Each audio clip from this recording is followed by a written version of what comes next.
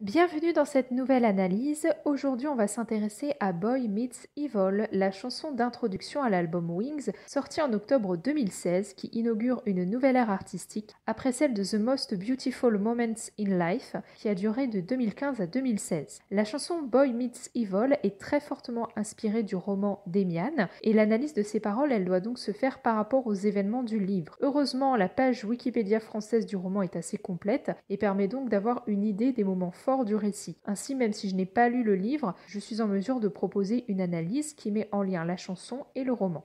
Alors, Demian, c'est un roman initiatique allemand qui a été écrit par Hermann Hesse et publié en 1919. L'écriture du livre, elle est liée de près à la rencontre de cet auteur, traversait alors une crise existentielle avec la psychanalyse. Et je vais vous lire ici le résumé qu'en fait Wikipédia. Demian raconte l'enfance et la jeunesse d'Émile Sinclair du point de vue de l'auteur. L'évolution du protagoniste se présente sous la forme d'étapes allant de l'âge de 10 ans jusqu'à la maturité d'adulte du personnage, capable de réfléchir par lui-même. À chaque étape, Sinclair gagne en confiance en soi et en individualité et se retrouve davantage en lui-même.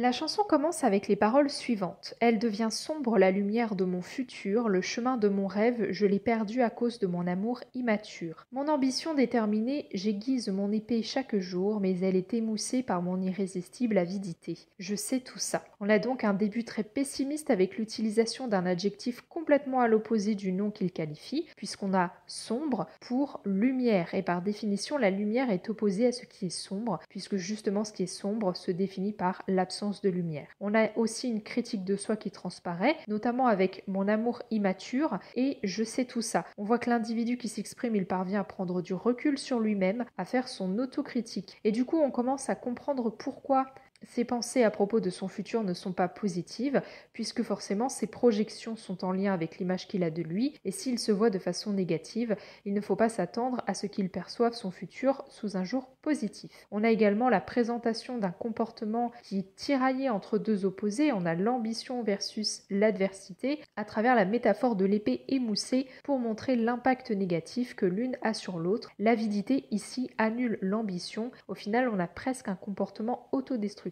qui est évoqué. Cet amour est un autre nom pour le mal, ne tiens pas cette main, j'ai crié mais j'ai trahi ma propre conscience. On continue ici dans la thématique du tiraillement, l'individu on le voit lutte contre lui-même, il ne suit pas ses propres conseils, on voit que l'interdiction ne vient pas d'autrui mais de lui, ce qui est intéressant du coup. La réalité féroce que je ressens de plus en plus chaque jour, déchirée par la réalité, mon sang cramoisi est versé, je n'avais pas pensé que l'avidité deviendrait une corne qui sonnerait l'enfer, respire. Là on va avoir une gradation de cette lutte intérieure à travers le fait que l'avidité devient le synonyme de l'enfer psychologique à tel point que ça impacte sa respiration, la respiration qui est aussi le symbole de la vie puisqu'on ne peut pas vivre sans respirer. Donc si on prend toutes les paroles depuis le début de la chanson et qu'on fait le lien avec le roman d'Emian, eh bien ça fait penser à un passage qui est décrit dans la fiche Wikipédia. Dès l'enfance, Sinclair ressent l'existence de deux mondes dans sa vie. Le premier est celui des parents, un monde de chaleur, de lumière, de clarté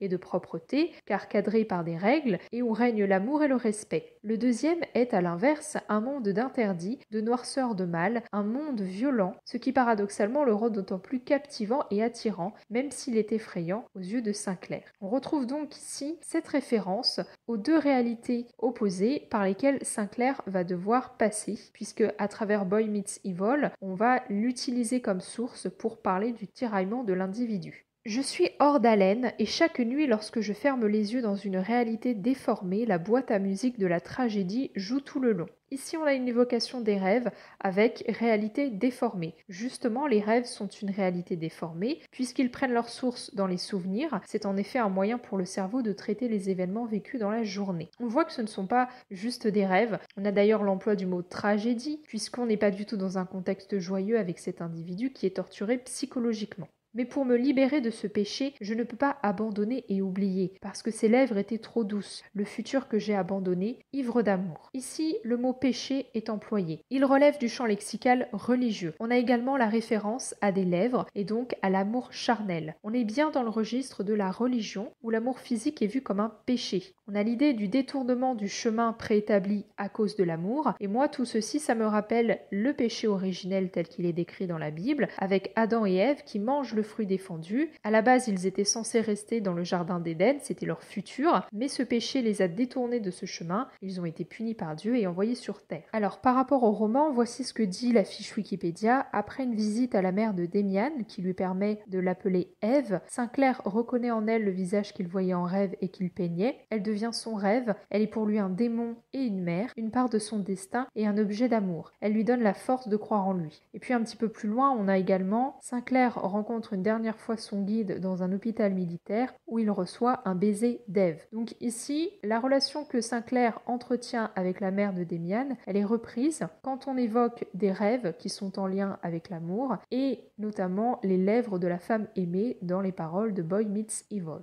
Quand je me suis réveillée et que j'ai regardé autour de moi, déjà encerclés, nous étions piégés. Les regards sévères des gens autour de moi avec lesquels je ne pouvais rien faire, je pleure pour un miracle dans cette réalité, rembobine. Ici, on a cette idée de moi versus les autres, on a un individu qui est déjà en détresse vis-à-vis de lui-même, mais en plus, on voit qu'il est isolé et surtout jugé par les autres. On a l'emploi du mot rembobine qui insinue peut-être un regret de vivre cette situation et un désir de remonter le temps pour que les choses se passent différemment et peut-être éviter de tomber dans ce péché qui du coup provoque ce tiraillement intérieur. Par rapport au roman Damian, Sinclair apparaît également comme une épave aux yeux des autres et par-dessus tout aux yeux de ses parents qui, lors d'une visite de leur fils, le reconnaissent à peine. Donc ici, Boy Meets Evil a repris cette idée de « je deviens un étranger pour les autres » pour inclure cette thématique dans les paroles de la chanson.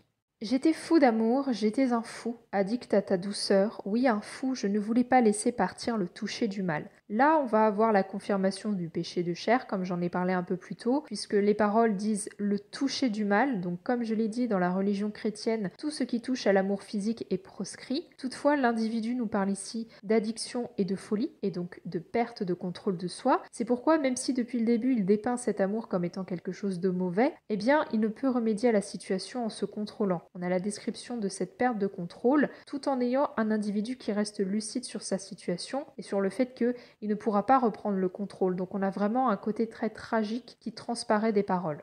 Et puis encore une fois, ce lien avec la religion, eh bien c'est un lien avec le roman de Damian, puisque dans le roman, on a une part importante de la religion. En effet, le personnage de Sinclair va recevoir une éducation religieuse. Donc c'est pas étonnant de retrouver ici le fait que l'amour soit associé au péché, au mal, et très imprégné de manière générale de la religion chrétienne, puisque le personnage de Sinclair étant allemand et donc européen, il baigne dans une religion qui est chrétienne. Les dernières paroles de la chanson viennent conclure, mais sans apporter quelque chose de nouveau, puisqu'elles ne sont que la répétition de ce qu'on nous dit depuis le début. Si mal, mais c'est si doux. C'est trop doux, c'est trop doux. C'est trop mal, oui, c'est mal. Donc elle résume la situation à travers cette opposition qu'elle présente. D'un côté, on a un élément négatif, le mal, d'un autre, un élément positif, la douceur, et donc elle symbolise encore une fois ce tiraillement intérieur de l'individu, qui est au final le thème de cette chanson.